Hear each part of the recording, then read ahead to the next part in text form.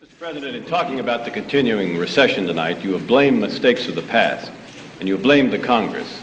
Does any of the blame belong to you? Yes, because for many years I was a Democrat. I've been told that this is all off the record and that the cameras are all off. Is that right? Huh?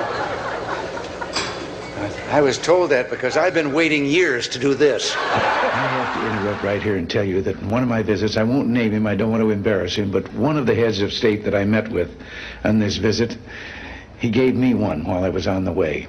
Told me the story about the two fellows in the Soviet Union that were walking down the street, and the one of them says, "Have we really achieved full communism?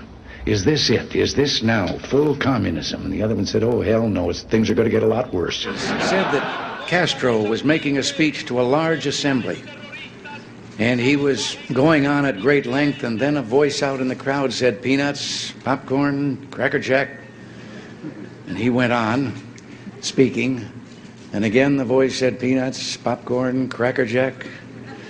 And about the fourth time this happened, he stopped in his regular speech, and he said, the next time he says that, he says, "I'm going to find out who he is and kick him all the way to Miami." And everybody in the crowd said, "Peanuts, popcorn, Cracker Jack." In the Soviet Union, who went out to one of those state collective farms, grabbed the first worker he came to, said, "How are the crops?" "Oh," he said, "the crops never been better, just wonderful." He said, "How about potatoes?"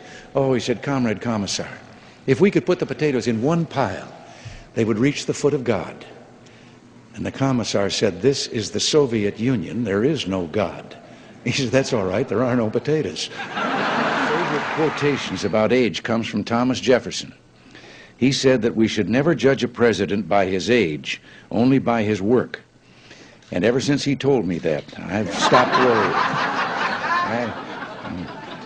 Just show you how youthful I am, I intend to campaign in all 13 states.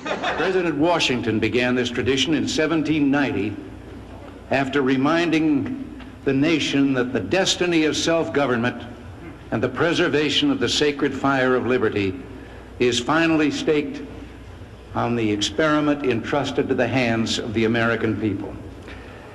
For our friends in the press who place a high premium on accuracy, let me say, I did not actually hear George Washington say that.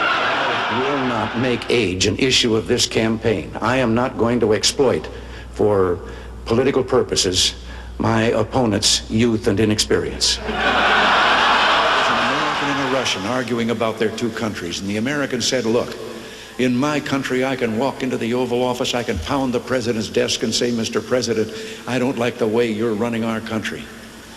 And the Russian said, "I can do that." The American said, "You can?" He says, "Yes. I can go into the Kremlin to the General Secretary's office, pound his desk and say, 'Mr. General Secretary, I don't like the way President Reagan's running his country.'" An American dog and a Polish dog and a Russian dog, they were all having a visit, and the American dog was telling them about how things were in this country. He said, "You know, you bark and you bark long enough, and then somebody comes along and gives you some meat." And the Polish dog said, "What's meat?" The Russian dog says, "What's bark?" The story of a fellow who was running for office as a Republican, and he was in a rural area and it wasn't known to be Republican, and he stopped by a farm to do some campaigning. And when the farmer heard he was a Republican, his jaw dropped and he said, "Wait right here till I go get Ma.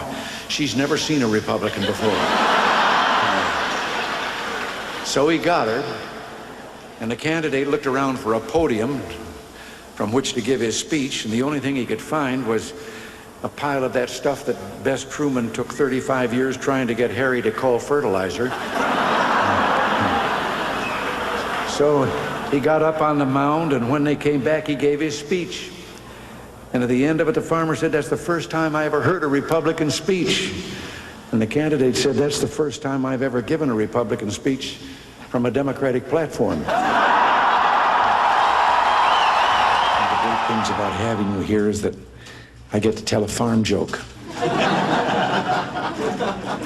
Now, first I need a setting, but Rick, you're from Kansas, right? You bet. Okay, this takes place in Kansas.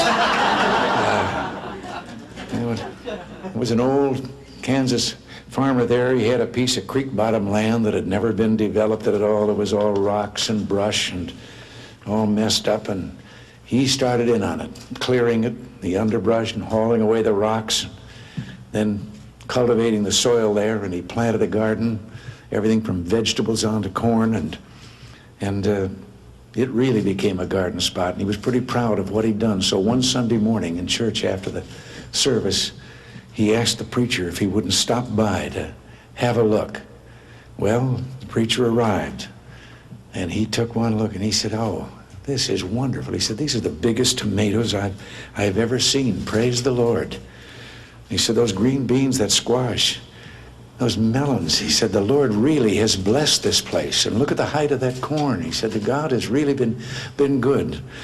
And the old boy was listening to all this, and he was getting more and more fidgety, and finally he blurted out, "Reverend, I wish you could have seen it when the Lord was doing it by himself."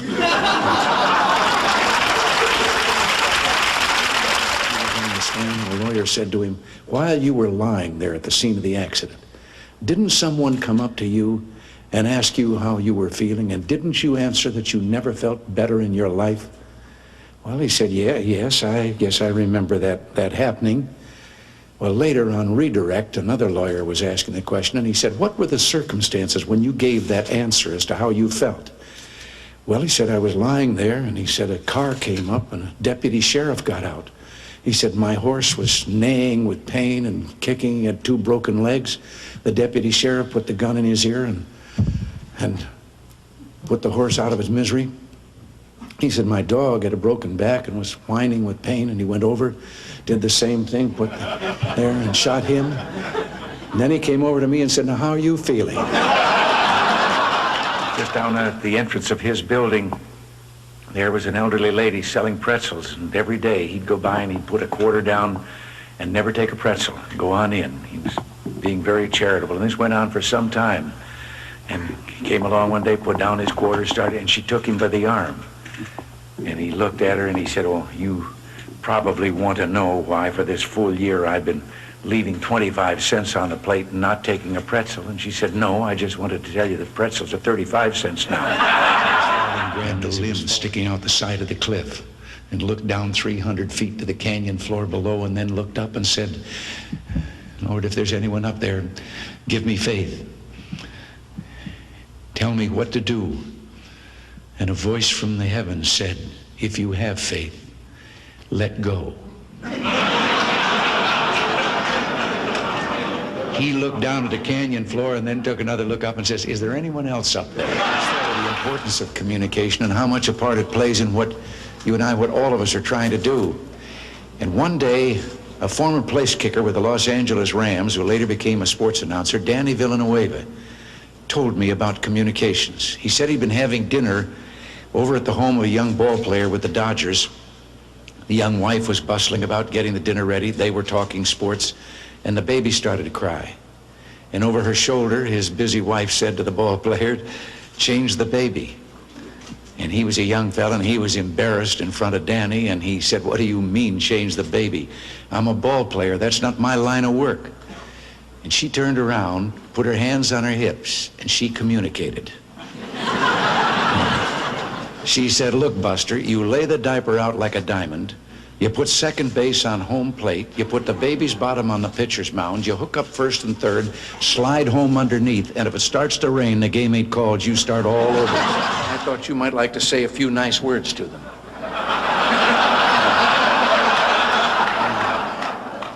They're all from the press and radio and television. Maybe just a friendly little greeting would do.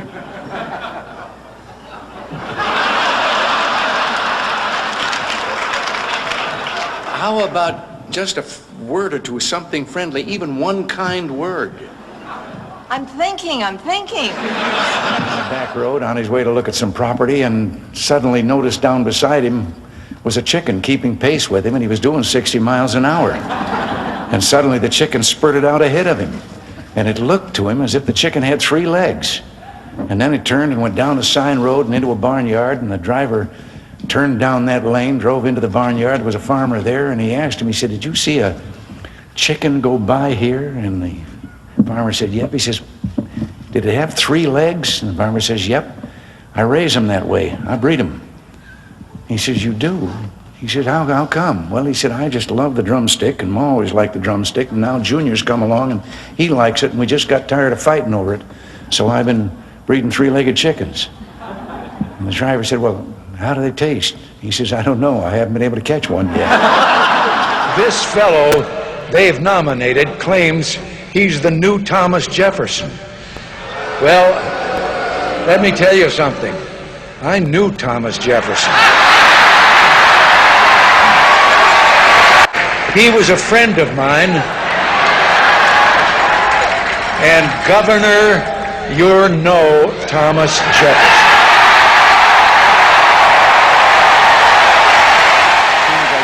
California, I plan to lean back, kick up my feet, and take a long nap. I'll come to think of it, things won't be all that different after all. Send a kid to the emergency room for a treatable illness like asthma. They end up taking up a hospital bed. It costs you gave them treatment early, and they got some treatment and a breathalyzer or an inhalator, not a breathalyzer. What they'll say is, well, it costs too much money. But you know what? It would cost about the same as what we would spend over the course of 10 years. It would cost what it would cost us. All right. Okay. We're going to. It would cost us about the same as it would cost for about, hold on one second, I can't hear myself. But I'm glad you're fired up, though. I'm glad. Oh, shut up.